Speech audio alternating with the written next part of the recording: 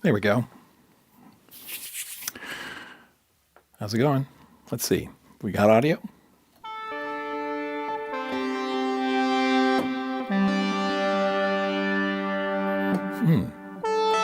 Let me know if you can hear the synths. And me.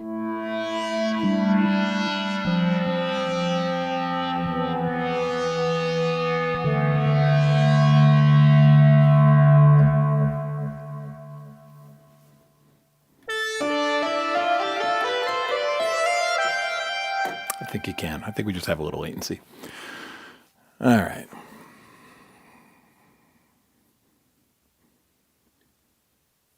I don't think I can change the latency after the fact.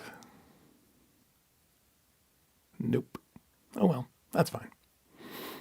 How's the new monitor? It's great. I can see. I can see the chat. Huzzah.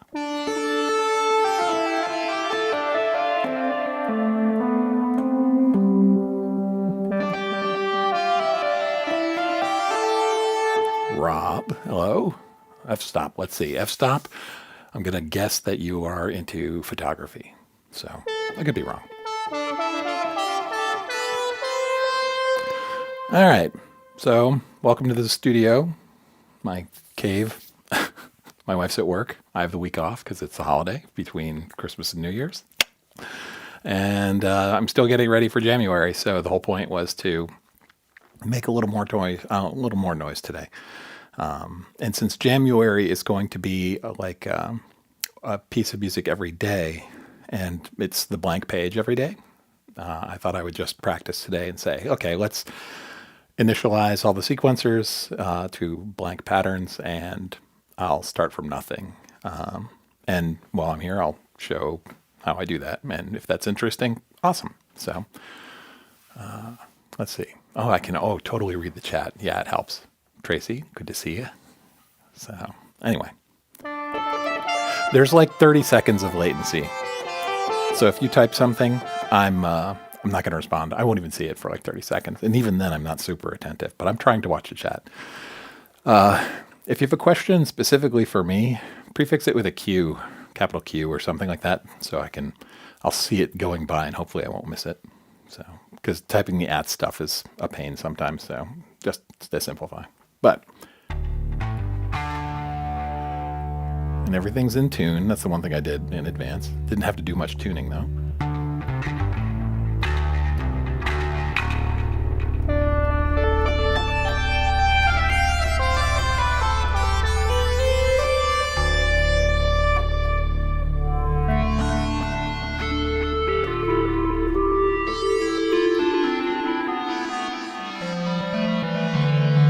So, all right. Everybody's here. Cool. Yeah, that's the default 30 seconds. Yeah, I can put it in lower latency mode, but I just forgot. And I don't think I can do it inline. So, yeah, you came here to see me play, not chat. Well, Tracy, I'm a talker, so I'll do my best. So one of the things I wanted to do was talk about the blank page. So let's bring up the first sort of voice that's running off this Metropolis. All right. And so I'm just going to work in D Dorian today, same as the other day, because it was already set up. And basically, when I go to make something in January, I pick a key, pick a root, a root and a mode to work in. So today it's D Dorian. And the sequencer is basically running. We got 8 stages. Only the first stage is turned on. Well, they're all on, but 2 through 8 are muted. So you should be able to hear that. Let's bring it up a bit. And let us quickly change this to be octave control for part 1. We'll change this to be octave control. So starting from nothing, I probably will have my control structures in place, but I just wiped the preset today. All right, that's control on track 2. Good. All right, so now I've got a dial I can use to move the sequence up and down in the octaves. Let's see. All right, so 8 stages, Only the first one's on. All the others are muted. They're all counting 2 pulses. So our stage length is 8. And we're going to set we'll work in a 4/4 feel. So we'll have 16 pulses across those 8 stages. And let's add a few notes. So let's add...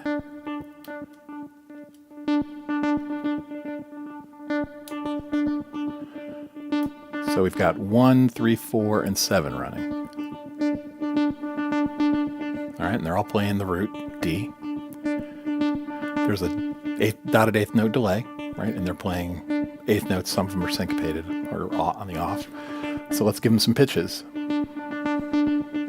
And I really just start dialing it in.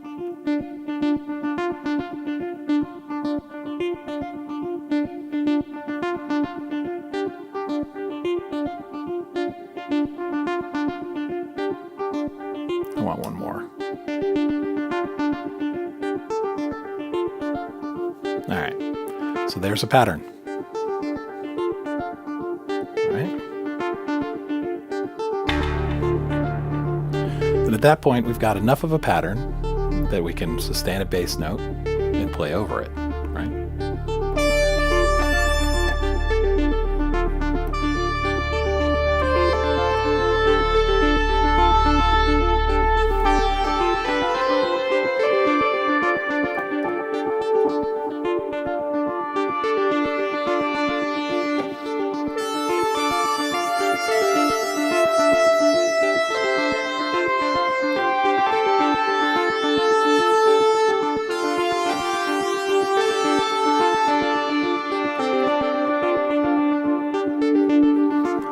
One thing I neglected to do was I didn't design any patches in advance either, so everything's just sort of like in whatever mess it's in.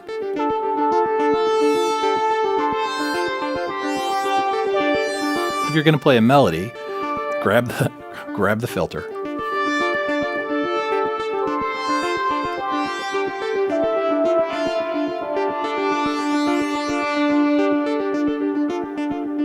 Hey, Jeff. Nice.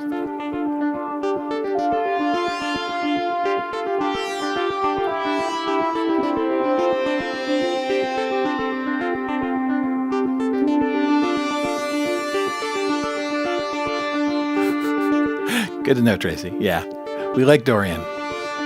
It's like 2 keys in one.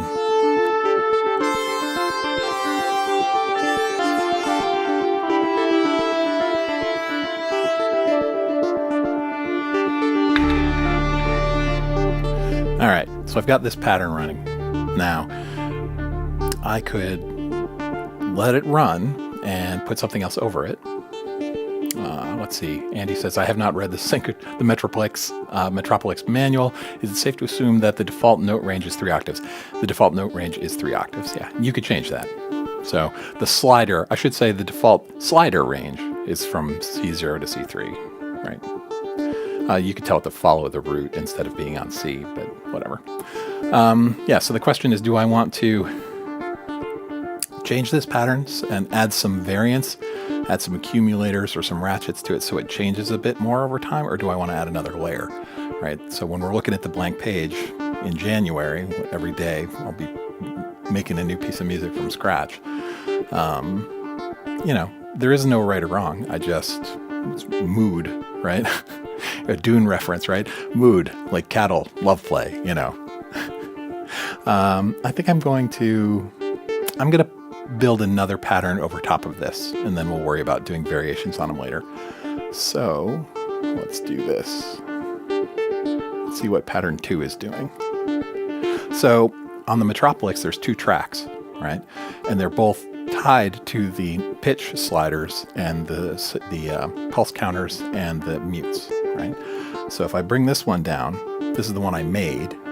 While I made that one, unbeknownst to me in the background, because it was quiet, I had the level down, it's made this.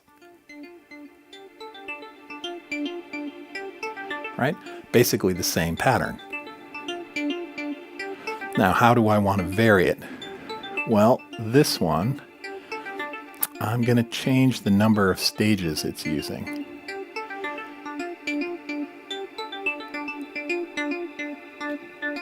I'm going to take down to 3.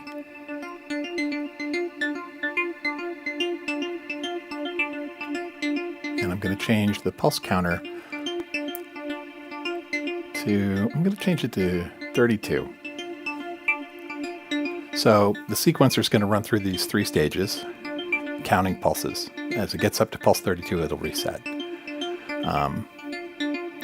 And what I'm going to do is I'm going to add an accumulator to one of these. I think I'm going to add it to this 3rd stage pulse. This is only for this track.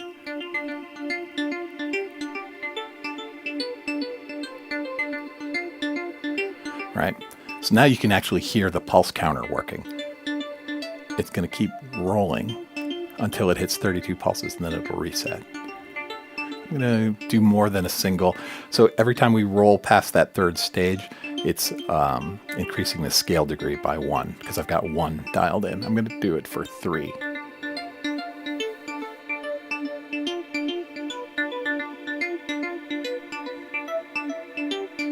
And just listen to it. So out of all the 8 pitches in the scale, going by 3 with a length of 32, it's actually touches, because it loops around, it's going to touch almost every note in the scale, which isn't actually what I want to maintain sort of a like a chord smear. That reverb in the background is taking these notes and smearing them out. And I don't want to have all of the notes in the scale in that smear. So I'm going to pull the length of the pulse count down. So I'll get actually fewer variations of the accumulator.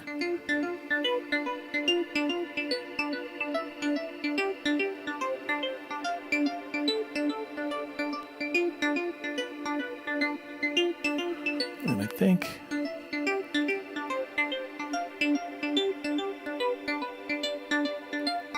let's hold a note and see how that sounds.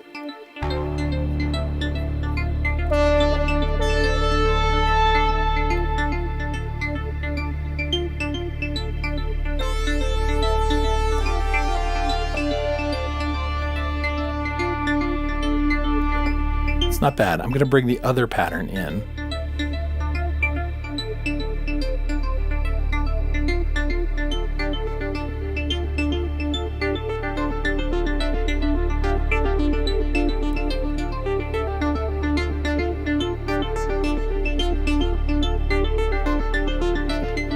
I'm okay with that.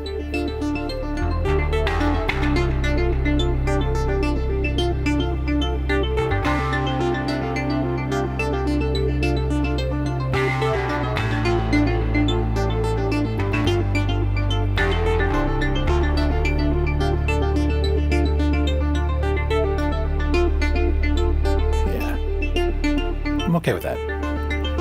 Let's see, what are you guys saying? Default's 3 octaves, range of the default. You're here for the Dune references, no problem. Streaming, right? Fear is the mind killer.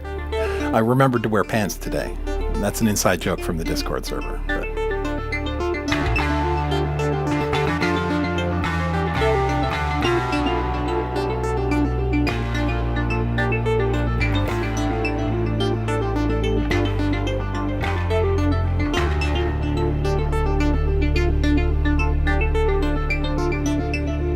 yeah, I agree. Let's put a ratchet in there too. Let's put a ratchet here. No, not there.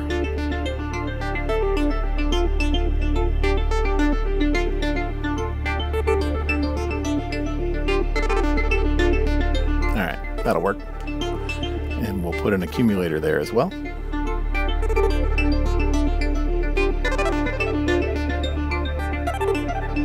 Yeah, but it's too fast, so fewer ratchets.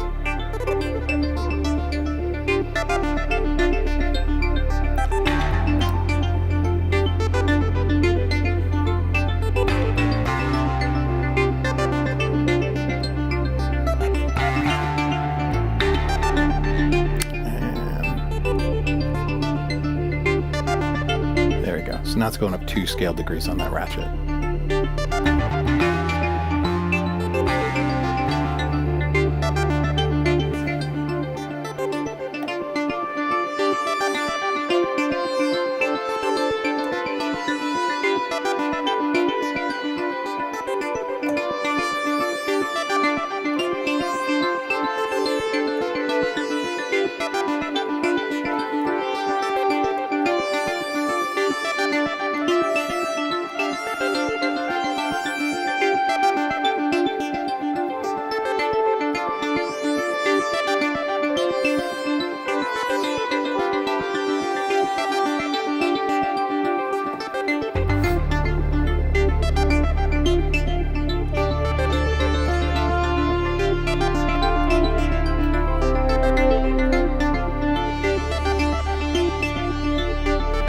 So one of the things that I get stuck on, oh, hang on, gotta pay attention to the chat. All right. Let's see. Helium Road. Hey, thanks for showing up. So one of the things that I get stuck on when jamming is, or just when performing anything that isn't, predefined, prearranged, right? Let's do this.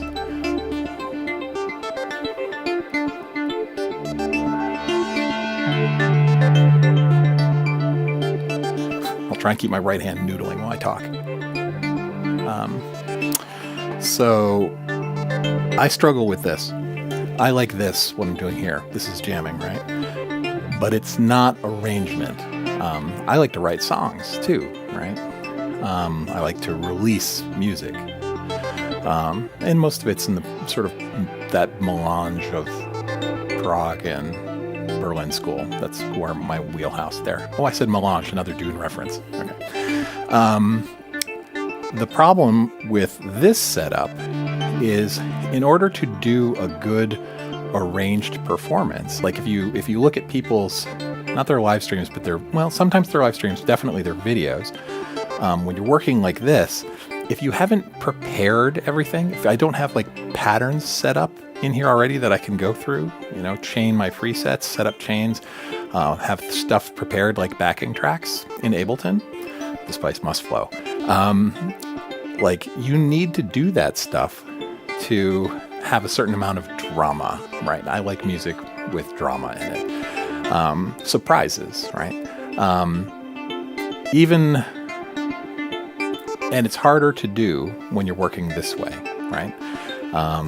You'll have happy accidents, but there's a 50-50 chance that weird thing you did is awesome or it sucks, right? And that's risk reward, and that's the fun of live performance.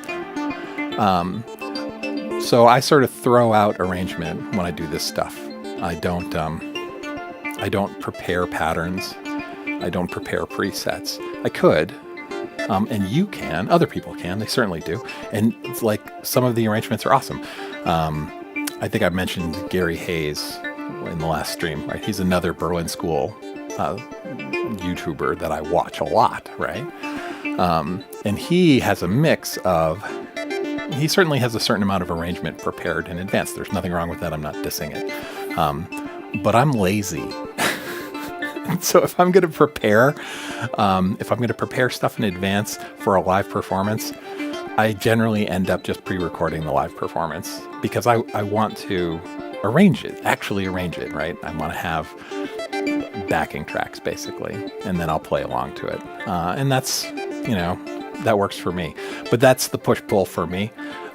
In this case, like this pattern's been running for a while, right? And I just need to do something to vary it.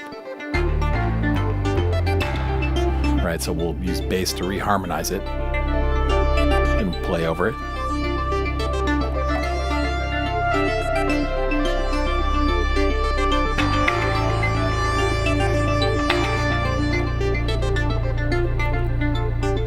Yeah, all right.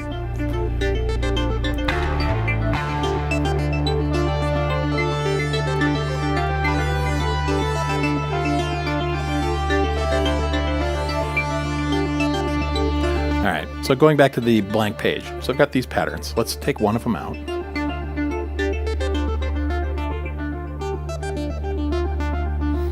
And let's bring in one of these. So this other Metropolis, what is it doing?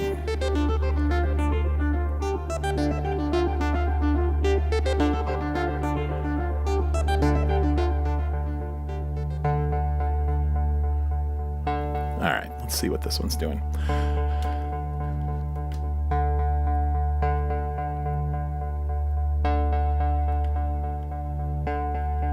Let's tell this one to use 4 stages.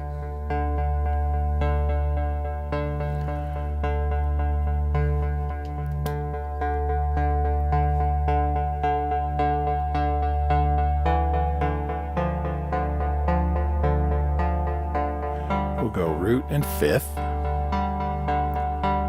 And we'll jump into an accumulator right now.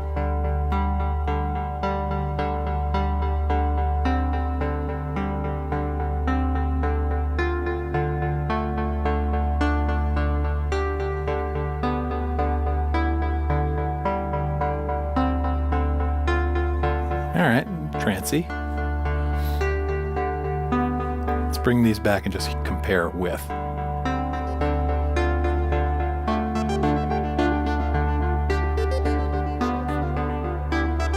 I like that.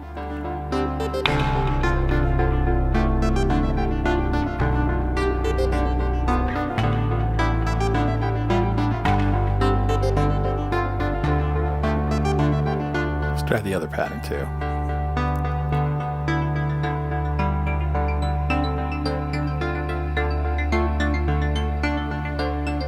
Man, I like that.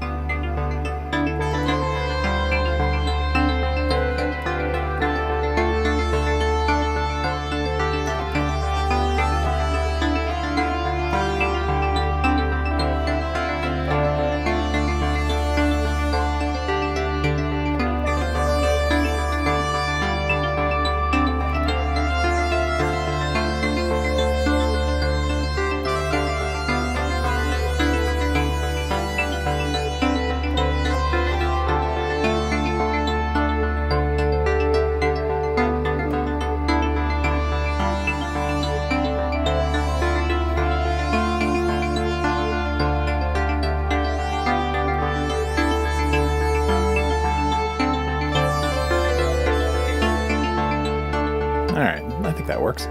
So bring this out. So there's that pattern. Let's go to pattern 2 on here.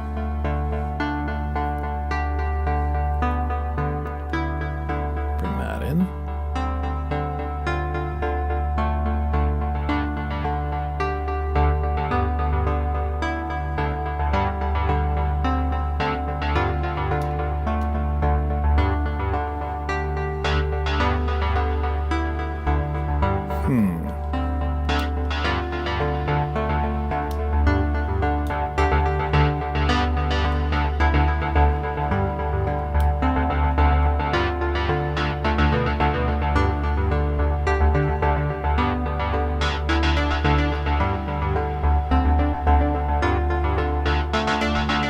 Just changing the pitches on these stages 6, 7, and 8. The pattern 1 isn't using these, but pattern 2 is.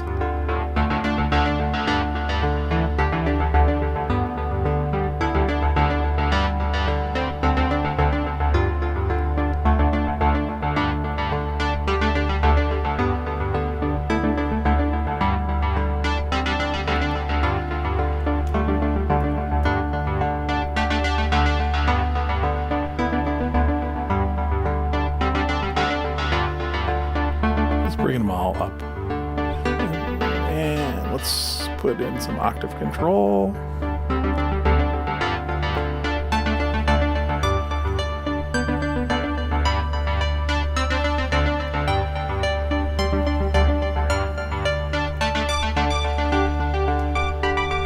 As you're going through and assigning parameters to these control knobs, whatever the knob is set at, that immediately takes effect.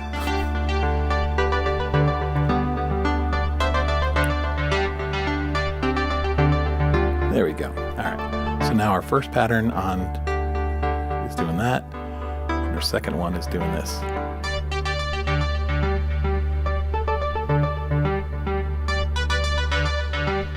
Let's change this.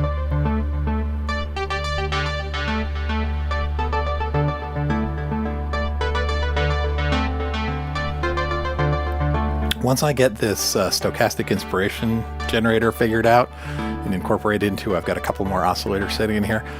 This is going to be the drone stuff. So right now I'm just playing the bass and sustaining it, and that's holding that note. This is going to be the synchrotron style modulated drone. This stuff over here is going to be the voices that are doing weird things. I've got a gate sequencer that I haven't put in here yet that I may use to add rhythmic stuff to the drone, but still let it be a drone. So I don't know.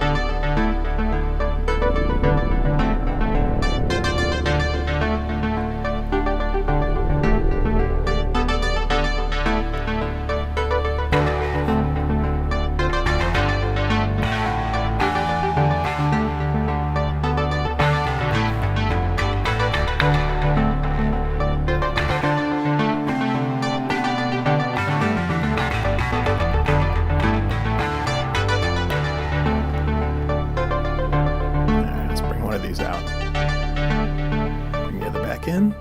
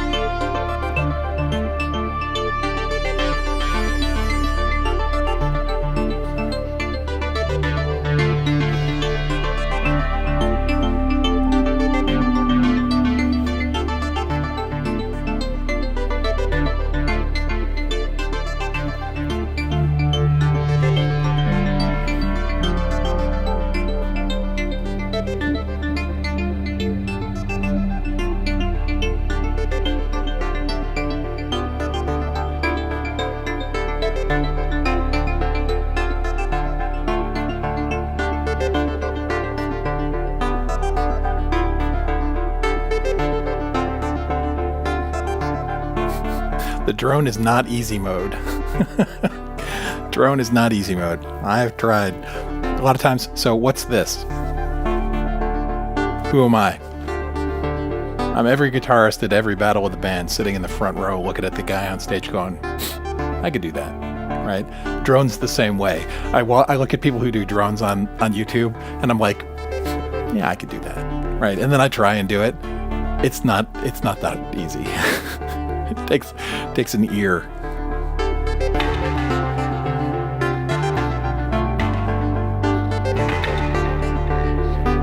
So don't sell yourself short there, Andy.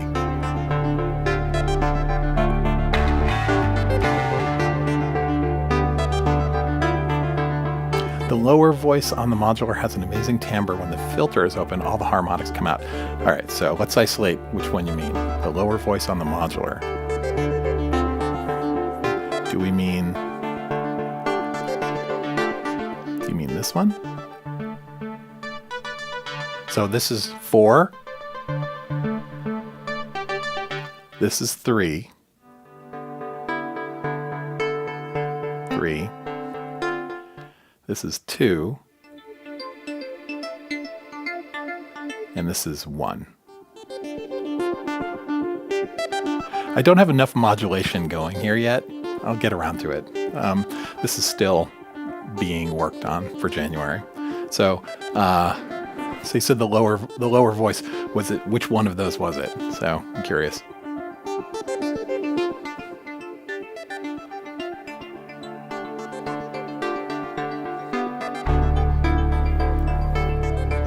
All right, let's see. Sounds like a real bass. Are you talking about the Rick bass?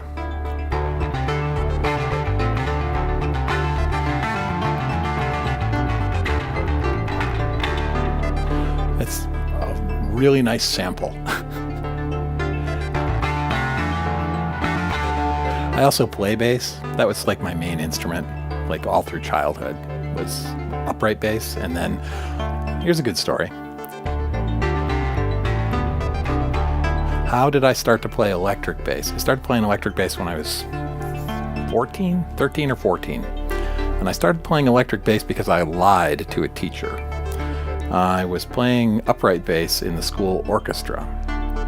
And one day, specifically the last day of school, Tune Track VST, the bass is Trillion from Spectrasonics, running an Omnisphere with a bunch of processing and things I've done to it. But last day of school, I'm in the orchestra playing upright, bowing and playing. And the jazz band director comes up to me as I'm leaving and he goes, "Hey, do you play an electric bass?" Last day of school, right then, summer vacation. And I lied and I said, "Oh yeah, totally." And he's like, "I need you to sign up for jazz band next year." I'm like, "Okay." Jazz band was prestigious in my middle school. That was where the cool kids were. I was not a cool kid. So I went home, and summer is from June to September, summer vacation. And I told my father, my dad's a drummer, among other things. And I said, "Okay, my birthday's July 2nd. And I told the teacher that I play electric bass." So for my birthday, July 2nd, a Court brand from like Sears and Roebuck, the catalog, P-bass clone appeared as a gift. And my father started giving me basic lessons on how to play electric bass. And he had his drum kit in the house, and so he would play. So that summer was basically woodshedding, because I could sight read bass parts. Okay, I've since lost that skill. And so basically he pulled out a book, and I practiced my ass off all summer, and then signed up for jazz band as the bass player, and did not make a fool of myself when I came back to school in the fall. But that's the story of how I started playing electric bass. And that led to a long series of other stories and a very long downward spiral into my young adulthood, which I'm not going to share on stream, but maybe another day. But because of it, I do play bass, and I like playing bass. And as far as the grid is concerned and setting up bass patches, I know the sound I want. And I chose Trillion and Omnisphere because the guys who made that particular VST, they understand how bass players play. They understand the physics of the bass as well. So it's not a monophonic instrument, but it does track every string, and it's monophonic per string. So I get hammer-ons and pull-offs the way I expect them to work on the bass. And then I just process it, and I try not to do shapes that aren't too non-bassy, So there you go. The Ampeg SVT cabs, or the price of strings, that's for sure. So I had my first serious bass amp was a PV head, 250 watt head, with a cab with two 18s in it. And I didn't have a car, but it was on wheels. So my father was willing to haul me around to GarageBand stuff.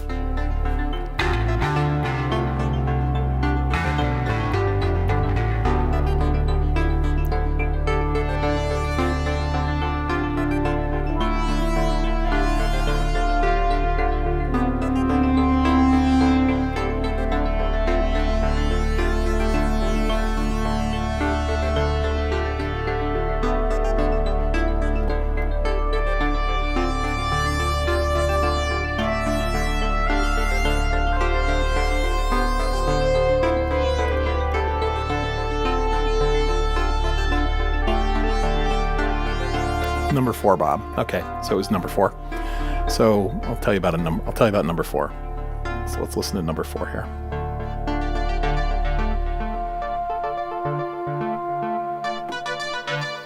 All right, so what is this?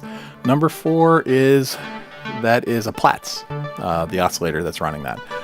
It's actually a Beehive, which is a clone of Platts, which you could still get them, but they're no longer made, right? From Mutable Instruments, Platts.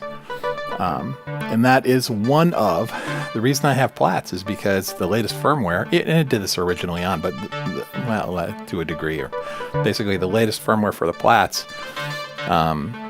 basically has turned it into a DX7, and you can go grab DX7 SysX patches and just load them up. You can have like I want to say 60, maybe more than that, and they behave appropriately. So like the pluck input on it strikes the modulation envelope, basically. So you can get some really interesting stuff coming out of it. You can also get terrible cacophonous noise out of it too, but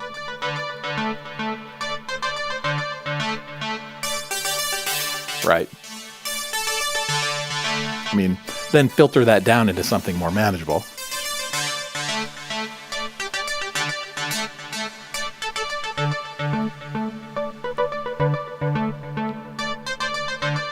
And am I modulating that? Yeah, I've got a little LFO that's slowly playing with that FM modulation a bit.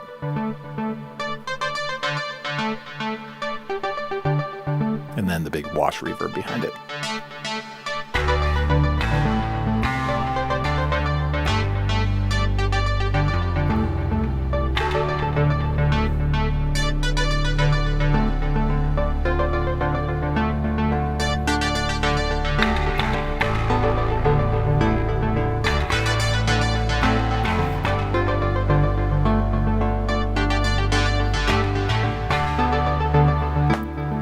Let's see what's going on. Yeah, the MPEG VST, man. All right, you like the story? Good. All right, well, story time is not always successful. So let's see. Tracy was a high school orchestra cellist. I had the biggest crush on the cellists, man. They were right there in front of me when I was playing in the orchestra, and they didn't know I existed. And you know what it means, jazz band being the pinnacle of the music social scene? Yeah, because they got to play modern stuff, right? Let's see. Helium Road says, my mom was going to buy me a graduation ring, and I talked her into getting me a new bass instead. I'd say that's a good trade. Absolutely, that's a good trade. Still have it today. So what happened to that Court bass I had? So my father claims that he actually picked it up at Sears and Roebuck. And Dad knows what he's doing, right? And he said he played all the basses they had there, and he chose that one because it had the best neck, in his opinion, out of what was available. I'm going to just vary these patterns a little bit. So he said the neck was really good. Sounded like a wet fart, but it was okay. But he's like, but you're 14. What do you want? Right? And it had a good neck on it. And, we tweaked it, and eventually I put new pickups in it, threw some EMGs in there. This is bass stuff, not synth stuff, I know. Bear with me for a minute. But I eventually pulled the frets out of it after I got a different bass in my later teens, and I tore the frets out of it, filled all of the fret lines with boat epoxy, Petit's poly epoxy, which is like a wood replacement for boats. But it's water resistant, so your sweaty fingers aren't going to make it expand or contract. And then sanded the neck so that it was sort of satin, and turned it into a fretless. And that was super fun.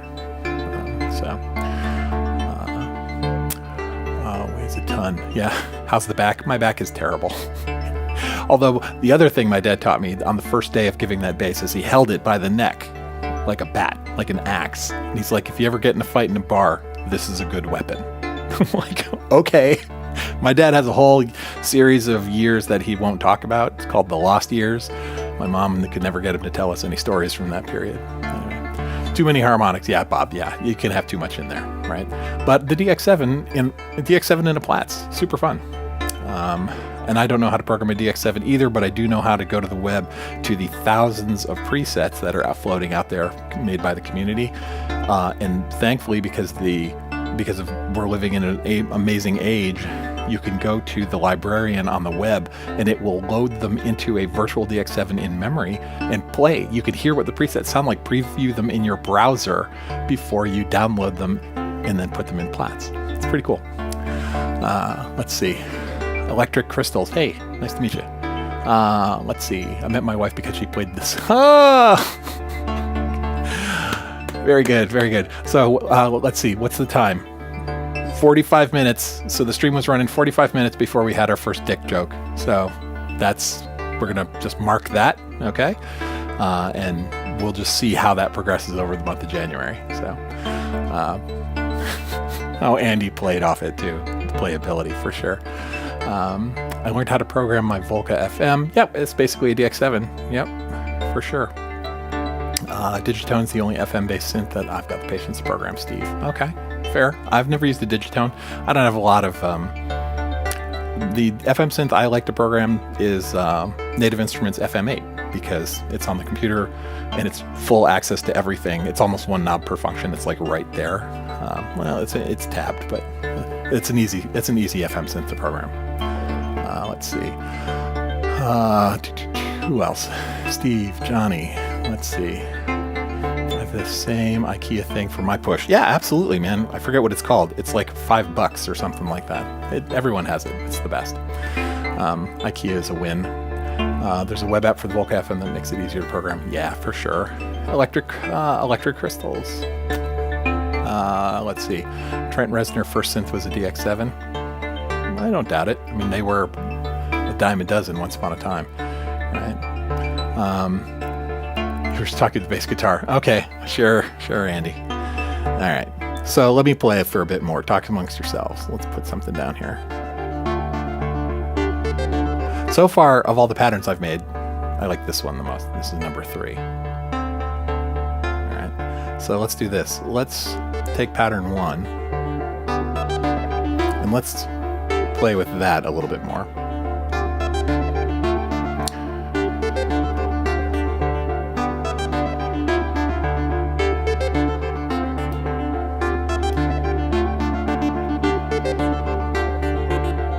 Stage 5.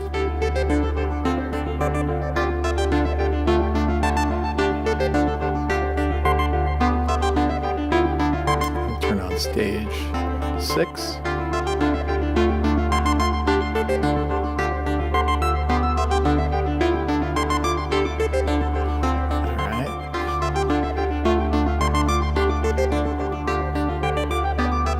There we go.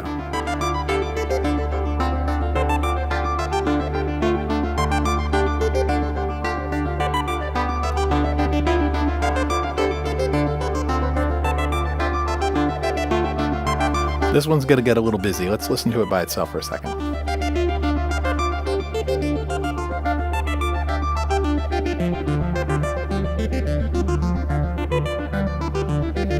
All right, so let's do something a little weirder. So right now, the way the stages are playing in this pattern, they're playing linearly. It's going through all the stages 1 through 8. Okay.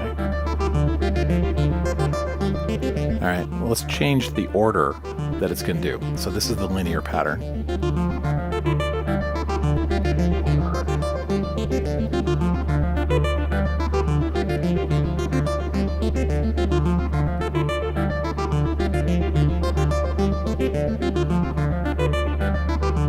Oh, you know what?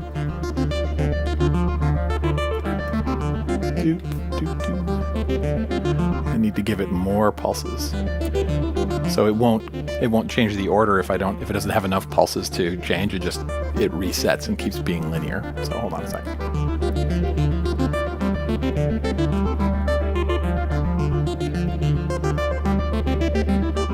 So now we're doing ping pong. Let's do something really weird. Let's do odd. It's going to do the odd stages and then the even stages.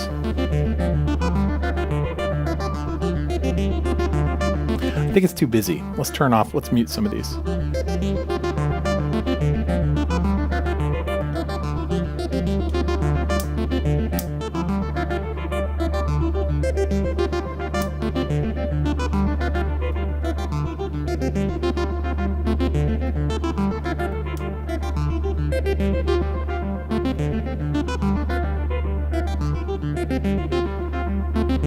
hear what that sounds when we reharmonize it with a different bass?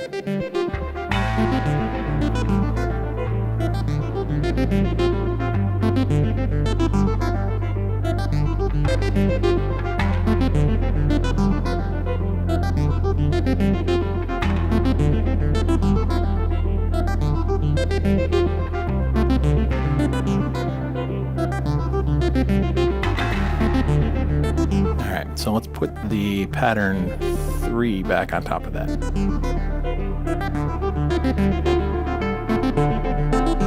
That's this one.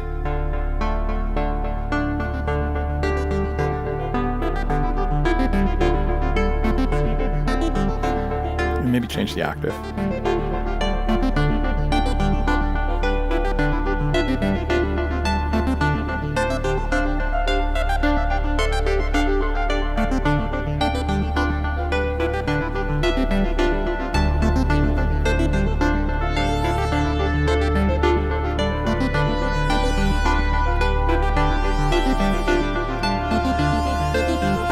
Hi, New Ignis. Welcome aboard.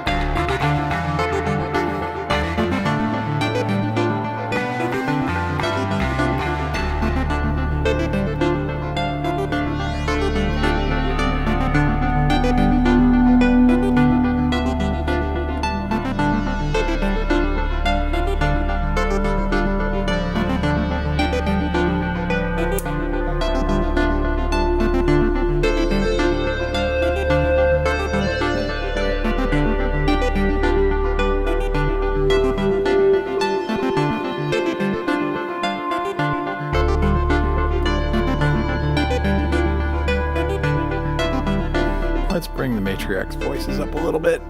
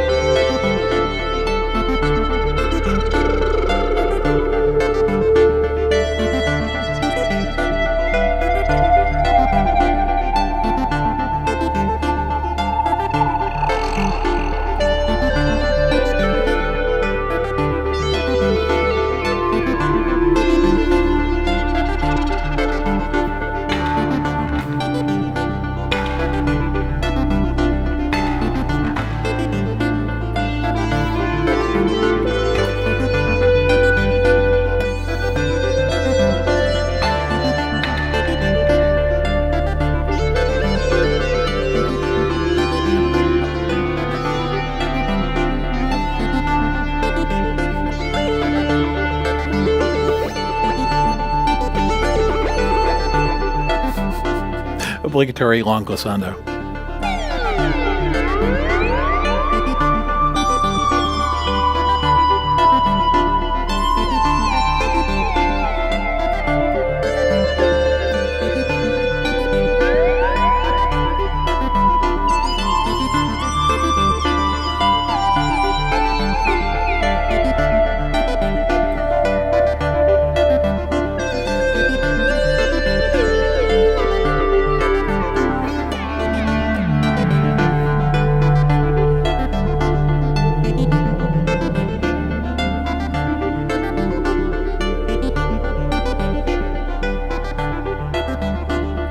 I gotta bring the filter up before I do that.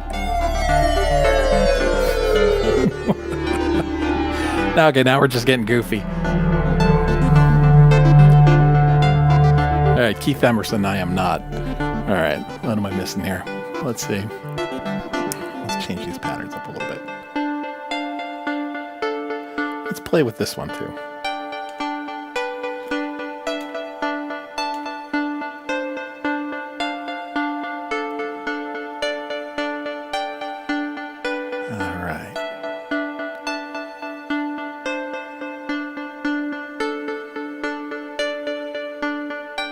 So all I did there was tell it to, instead of using 4 stages of the sequencer steps, use 5. So now we've got sort of rotation going on. And if I bring this stuff back,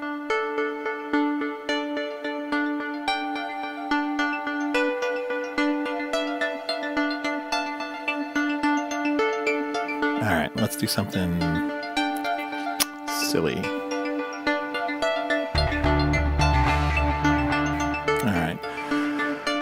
I don't often live loop in this kind of setup, but I'm going to here. Let's see if I can find the downbeat. 1, 2, 3, 4.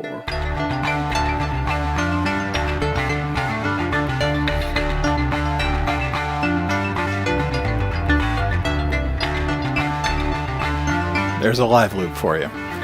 So one of the advantages of using Ableton is that I can shoehorn this stuff in. Now, I talked earlier about arranging versus completely live improv. Having this gives you the option for at least having a few patterns prepared, right? Now we play along with it.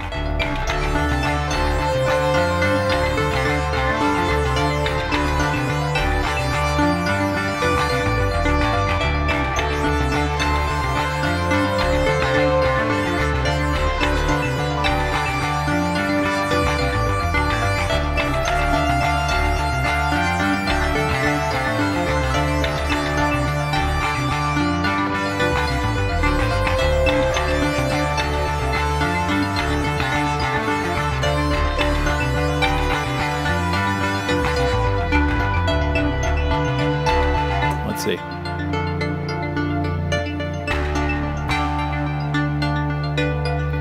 So now I've actually got that. So if I brought it out, I didn't take it out very gracefully, but it's there. So later, as I'm performing, if this was like a really long set, it's there. It's been recorded. So I could bring it back and it'll launch in time with everything. Right? I could just wait. And or stop it. Anyway, but this is not an Ableton stream. All right, so let's go back to this pattern. So we changed it from 4 to 5. If we take it back to 4, we can take it back to our cadence, right? So this is something you could do to do variation and then return, and do variation, return. On the Metropolis, one thing that's really nice is that you can get a pattern up and running, and then with 3 buttons, save it. It's like prep to save, tell you where I want to save it, and then save it. And it'll remember that pattern. And then you can go mangle it and progress all through everything. And then at a later point, once it's completely different and mangled away, you could reload it and it'll snap back to the pattern that you had before. It's pretty nice.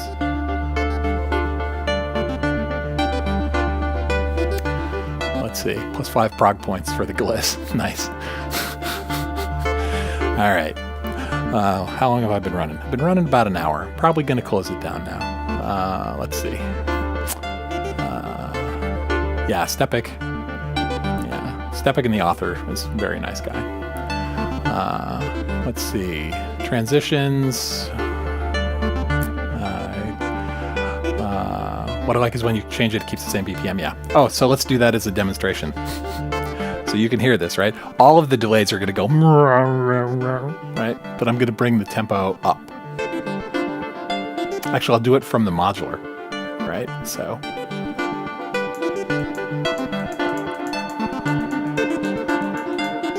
all the delays are like, the delay times are bending. But everything's in time still, right? So if I bring that bass part back, it'll still play in time.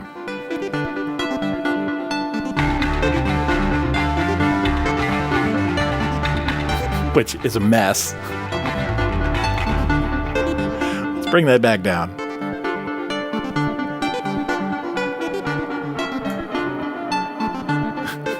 So anyway, it's all good. Let's see. Look up a drum machine and you got a live band. Yeah, I've got a TR-8S sitting over there. My my DAWless performing out rig, because this doesn't travel. This absolutely doesn't travel. I'm too old and too lazy, and I don't have a roadie. My 21-year-old moved out. He's gone. So I don't have a roadie anymore. And my wife loves me, but not that much. And so when I go play out, my live rig is a Launchpad Pro Mark III, which is a 4-track sequencer and a grid for playing, a Nord A1 lead rack, which is nice and tiny, and it's 4-part multi-timbral, so the four sequencer channels of the Launchpad drives the 4 channels of the Nord, and a Roland TR-8S drum machine. And then I run the Nord's audio into the Roland's external inputs, so the Roland can do master effects, and then that's it. It's great. I've got a video from a couple months ago where I did a little performance with that rig. Super fun. But that's the one I travel with because it fits in a single duffel bag. But anyway, let's see. Where are we going? I'm going to bring us down.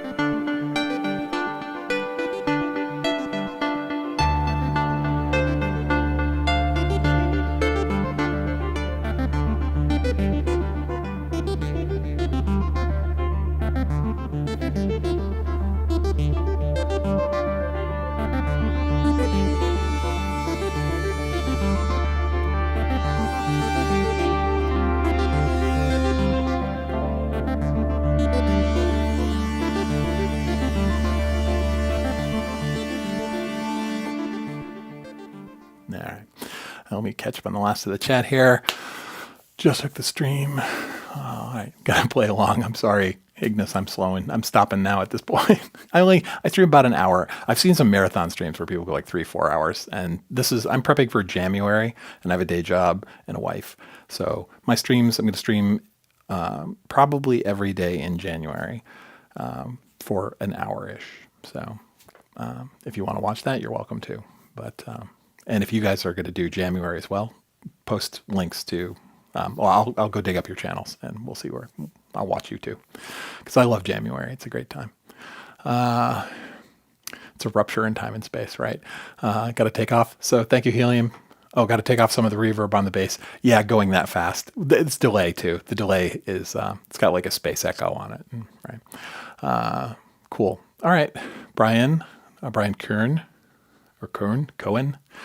I can never tell. It's like, is that like New York Jewish Cohen, or is that like German K-O with an umlaut sort of E-N, right? So pronunciation, you'll have to, if you have a stream, I'll watch it and you can tell me how to pronounce your name. So, well, I'm glad you guys are having fun. And for the people who came in at the very end, I'm sorry, I'm running about an hour and then packing it in, but I'll be doing this every day in January. So feel free to jump in. And if not, hey, I'm glad you showed up.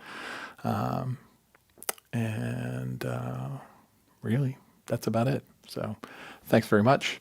I'm going to go through the chat and like find all your channels and go look at what you do. So go publish some music if you haven't done it recently. All right. I'll see you guys later. See ya.